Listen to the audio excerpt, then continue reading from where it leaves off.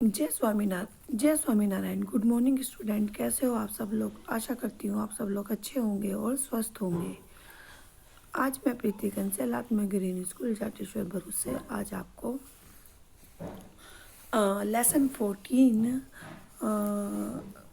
हम वतन सा मॉरिशस आज हम ये करेंगे। अब ये जो आगे का पोर्शन है, अब हम टर्म या फाइनल एग्ज़ाम के लिए अपना सिलेबस हम कंटिन्यू करेंगे। जो अभी तक का सिलेबस था वो PT3 के लिए, PT3 कंप्लीट हो चुके हैं और सभी को मैं बताना चाहूँगी कि सब लोगों ने ही काफ़ी अच्छा किया है।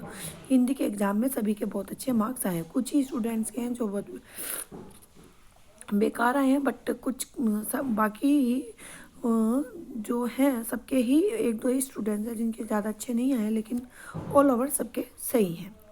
सो अभी मैं आपको लेसन 14 जो है हमारा वतन सा मॉरिशस उसके बारे में पढ़ाऊँगी। इस यात्रा वृत्तांत में रचनाकार की सजग दृष्टि से हमें मॉरिशस की बारीक से बारीक चीज़ से भी परिचित कराती चलती है।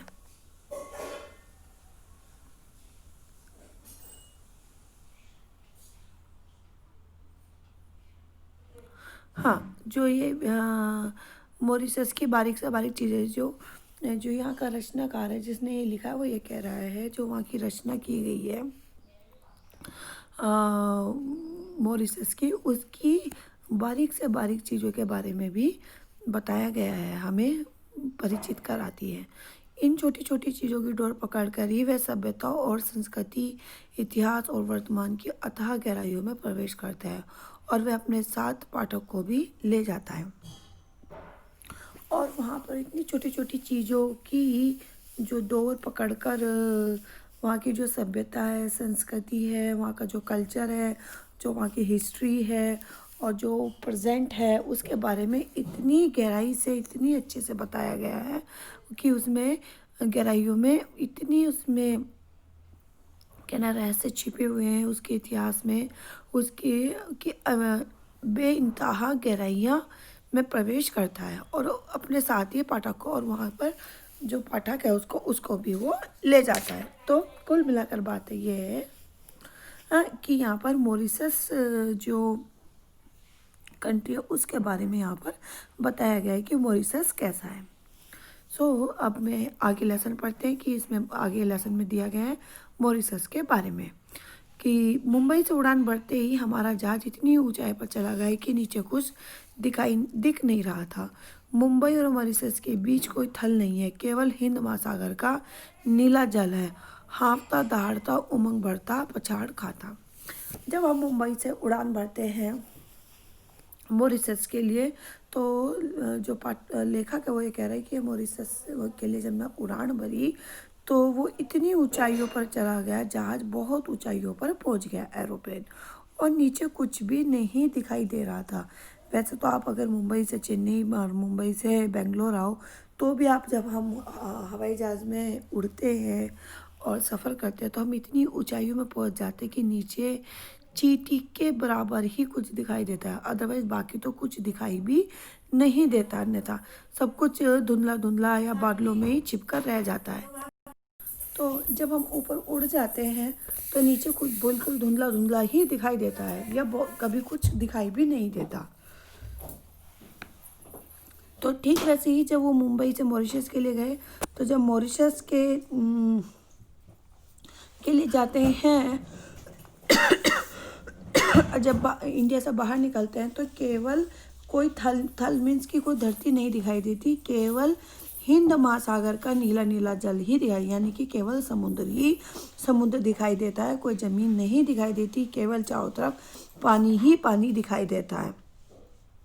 और जो वो पानी है वो कैसा है, वो हाँफता हुआ, दहाड़ता हुआ, उमंग भरता हुआ, पछाड़ता खाता हुआ ऐसा दिखाई देता है। लहरें ऊपर नीचे उठ रही हैं, बहुत शोर हो रहा है, हाँफने की आवाज़ आ रही है, और जो उसमें तरंगे हैं वो खूब ऊपर नीचे हो रही हैं, जो लहरें हैं, ऐसा उसका वो है उसका हिंद महासागर का दृश्य है।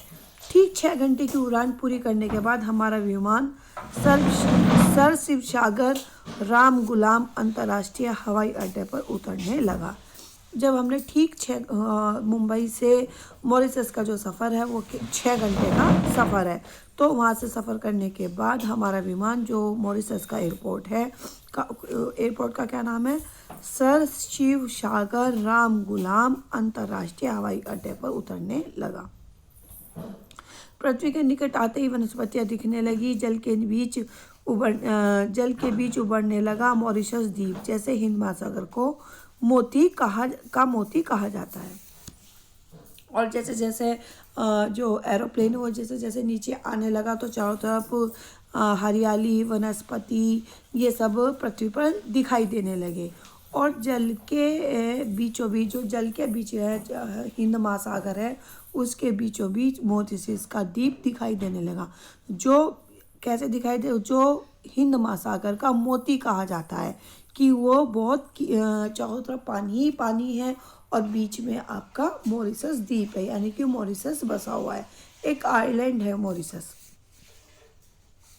तो वहाँ पर वो बसा हुआ है। तो वो लाइक दिस, ऐसी जैसे अंगूठी आपको है, अंगूठी में एक नग होता है, ठीक वैसे ही मॉरिशस को यहाँ पर बताया गया है कि वो हिंद महासागर का मोती है, यानी कि बहुत कीमती, बहुत अच्छा, बहुत सुंदर है। हवाई अड्डे से बाहर निकलते ही एक नया परिदृश्य था। किंचित ऊपर उभरा हुआ सा एक विस्तृत भूखंड। जैसे ही वे हवाई अड्डे से बाहर निकलते हैं तो एक अलग ही दृश्य, उनको नया दृश्य दिखाई देता है।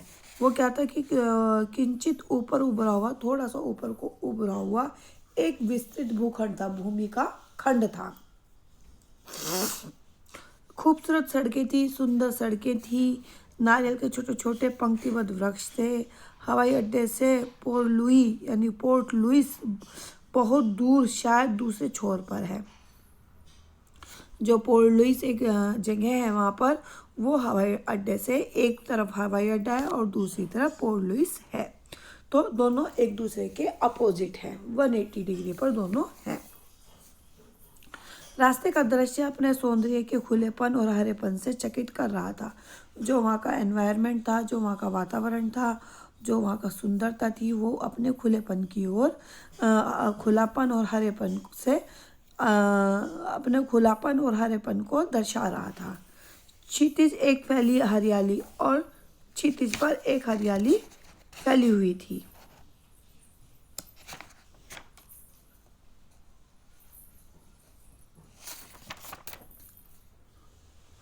गन्ने के खेत, ऊंची ऊंची असम भूमि, कई कई टीले, कई छोटी पहाड़ियाँ, छोटे छोटे वृक्ष, केले के बगीचे, ये सब चीज़ें वहाँ पर दिखाई दे रही थी। गन्ने के खेत थे, ऊंची ऊंची असमी भूमि थी, और कई कई टीले थे, मिट्टियों के बने हुए टीले थे, और कई छोटी छोटी पहाड़ियाँ थी, और छोटे छोटे वृक्ष लगे हुए थे, और केले के बगीचे थे। तेज रफ्तार से गाड़ी भाग रही, जैसे सड़कें वैसी ही कीमती कारें, जैसी सड़कें थी वैसी ही कीमती कारें थी। कि अगर आपकी फाइन टच की अगर आपकी सड़कें होंगी, स्मूथ होंगी, तो वहाँ पर कारें भी वैसी होंगी, क्योंकि जितनी अच्छी सड़कें होती हैं कारें भी उतनी स्पीड से चलती हैं, तो वहाँ पर वैसी ही आपके फरारी, आपके लंबोर्गिनी, आपकी इस टाइप की जो हाई क्लास की जो गाड़ियाँ होती हैं वो ऐसी ही उस पर दौड़ती हैं। ऊपर नीचे दाएं बाएं घूमती सड़कें, उन पर चलने वाला आदमी नाम का प्राणी कोई नहीं, और ऊपर नीचे इधर उधर घूमती सड़कों पर, और उन पर ऊपर नीचे दाएं बाएं चारों तरफ सब जगह वे कारें घूम रही हैं, लेकिन उन पर चलने वाला आदमी नाम का कोई प्राणी नहीं, लेकिन उन पर चलने वाला कोई आदमी नहीं था वहाँ पर। इस देश में जनसंख्या का दबाव बहुत ही कम है, क्योंकि ये सब चीज़ें क्यों थी वहाँ पे, क्यों नहीं दिखा रहे थे लोग, क्योंकि वहाँ पर जो पॉपुलेशन है, वहाँ पर पॉपुलेशन बहुत कम है, जो जनसंख्या है, जनसंख्या का जो रेट है वो बहुत ही कम है। मॉरिशस की कुल आबादी 12 लाख है। जो मॉरिशस है उसकी कुल आबादी पूरे की 12 लाख है। इसमें से 8 लाख भारतीय मूल के लोग हैं। शेष 4 लाख में क्रियोल, फ्रेंच, चीनी और अन्य हैं। कि जो 12 लाख है, 12 लाख में से 8 लाख तो हिंदू हैं और जो बाकी 4 लाख बचे वो सब लोग हैं, वो क्रियोल है, वो फ्रेंच है, वो चीनी और अन्य हैं। यहाँ मुख्यतः हिंदू, इस्लाम और ईसाई धर्मावलंबी ही है। मॉरिशस में अफ्रीकी, चीनी, भारतीय, यूरोपीय, पुर्तगाली आदि संस्कृतियों का अद्भुत सामंजस्य देखा जा सकता है। जो वहाँ पर है मॉरिशस में अफ्रीकी लोग हैं, चीनी हैं, भारतीय हैं, यूरोपीय हैं, पुर्तगाली आदि संस्कृतियों का सब लोग बहुत मिलजुल कर रहते हैं। बहुत डिफरेंट उन लोगों का आपस में एडजस्टमेंट आप वहाँ देख सकते हैं। किसी में कोई भी किसी प्रकार की कोई लड़ाई नहीं है। हमें हवाई अड्डे से लगभग 45 किलोमीटर दूर कवात्रे बोन्स के एक होटल ब्लू आर्चिड में ठहराया गया। हमें जो लेखक है वो कह रहा है कि हवाई अड्डे से 45 किलोमीटर दूर एक कवात्रे बोन्स के एक होटल ब्लू ऑर्चिड में उनको ठहराया गया। घनी हरियाली के बीच यह एक सुंदर सा छोटा शहर है जहाँ पर वहाँ पर बहुत हरियाली है और वहाँ पर ये एक बहुत सुंदर सा छोटा सा शहर है जो बहुत सुंदर दिखाई देता है। वहाँ पे हमेशा शांति बनी रहे कि ये सादा है, शांत है और स्वच्छ है। मॉरिशस के शहरों, कस्बों, गांव में गन्नों के खेत से इस तरह फैले हुए हैं कि पता ही नहीं चलता कि खेतों में शहर है या कि शहरों में खेत है। क्वात्रे बोन्स भी ऐसा ही एक शहर है। मॉरिशस के शहरों में, जो मॉरिशस के शहर, कस्बों और गांवों में वहाँ पे गन्ने की खेती इतनी ज़्यादा होती है कि वो पता ही नहीं चलता कि गन्ने के खेत में शहर है, शहरों में गन्ने के खेत है। कि ये आपको वहाँ पहचानना होगा, खेतों में शहर है या शहरों में खेत है। और उनमें से ही क्वात्रे बोन्स भी एक उन्हीं में से एक शहर ऐसा है जो ये आप पता कर ही नहीं सकते कि यहाँ पर शहर है या गन्ने का खेत है। होटल से तैयार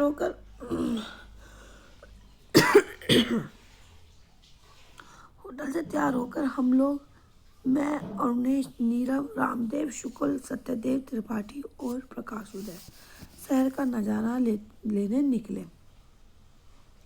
और मैं होटल से तैयार होकर हम लोग, कौन है वो, खुद लेखक कौन है? लेखक का नाम है डॉक्टर विश्वनाथ प्रसाद त्यागी।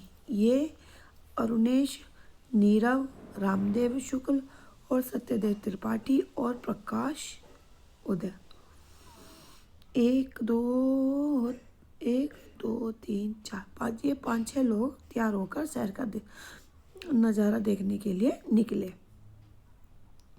ऐसा लग रहा था कि जैसे अपने देश के किसी कस्बे में टहल रहे हो। उन्हें ये फील ही नहीं हो रहा था कि हम कहीं बाहर किसी द्वीप पर आए हैं। उन्हें ये लग रहा था कि जैसे हम अपने ही शहर के, अपने ही देश के किसी कस्बे में घूम रहे हो। हम सड़कों, मकानों, लोगों और वनस्पतियों को देखते ही चल रहे थे। रास्ते में आम का एक वृक्ष देखा जिसमें पकने के करीब सिंदूरी आम लटक रहे थे। हाँ, जब हम जा रहे थे तो रास्ते में उन्हें आम का एक पेड़ दिखाई दिया। सिंदूरी आम आता है जो वो लटके हुए उनको दिखाई दिए। चितवन, गूलर, पाकड़ के भी 1-1, 2-2 पेड़ दिखे। 2-3 पीपल के पुराने वृक्ष भी दिखाई दिए। बाद में नीम, इमली, चीड़, गुलमोहर आदि के भी वृक्ष उनको दिखाई दिए। ये सब वो नज़ारा वो देखते हुए चल रहे थे। मुझे बताया गया है कि यहाँ जंगलों में चंदन के भी वृक्ष हैं जिनकी लकड़ी का उपयोग हवन में किया जाता है। और उन्हें लेखक कह रहा है कि उसे यहाँ पे बताया गया था कि जंगलों में चंदन के भी वृक्ष हैं जो जिस लकड़ी का उपयोग चंदन का हम हवन में किया करते हैं। हम एक चर्च में गए, उसके सामने एक छोटी सी पहाड़ी और पीछे एक विशाल कब्रगाह था। कब्रगाह मीन्स कि जहाँ पर जो क्रिश्चियंस लोग होते हैं वहाँ पर अपनी जिनकी डेथ हो जाती है और डेड बॉडी को ले जाकर दफनाते हैं, उसको कब्रगाह कहा जाता है। तो वो भी उनको वहाँ पर दिखाई दिया। रास्ते में केले बेचने वाले से भाव पूछा, उसने बताया 1 केले का दाम 3 रुपये है। मॉरिशस की मुद्रा को भी रुपया ही कहते हैं। तो जब वो रास्ते से गुजर रहे थे तो केले वाला दिखाई दिया, तो उन्होंने केले के भाव पूछी, तो 1 केले का उन्होंने 3 रुपये भाव बताया। ठीक है। और जो मॉरिशस की जो करेंसी है वहाँ पे भी उसको रुपया ही कहते हैं। मॉरिशस का 1 रुपया हमारे 2.5 रुपये के बराबर है, लेकिन रुपया ही कहते हैं, लेकिन उनकी वैल्यू में अंतर है। जो हमारा यहाँ का 2.5 रुपया है, क्या कहते हैं, इंडिया का, वहाँ का वो 1 रुपी है। यानी भारतीय रुपयों में केले की कीमत आकी जाए तो 7.5 रुपये है। जब लेखक मॉरिशस गए थे तब यह अंतर था कि अभी आप आज के अकॉर्डिंग ये कंपेयर करने लगो तो ये आज के अकॉर्डिंग नहीं है, ये जब लेखक वहाँ गया था तब की ये बात है। तब उन्होंने ये कैलकुलेशन करके ये बताया था 7.5 रुपये। अब कितना डिफरेंसेस है ये अभी हम लोग नहीं जानते, मतलब एटलीस्ट मैं नहीं जानती। तो ऐसे मैं आपको चेक करके बताऊंगी कि अभी कितनी वैल्यू है। तो ये चीज़ें वहाँ पर उन्होंने देखी। सो अभी मुझे थोड़ा प्रॉब्लम हो रहा है और बोलने में बच्चों, तो मैं अभी अपनी क्लास आज अपनी यही फिनिश कर रही हूँ, और नेक्स्ट क्लास में मैं आपको आगे का लेसन कंटिन्यू कराऊंगी। ठीक है बच्चों, तो ओके बच्चों, bye, take care, stay home, stay safe.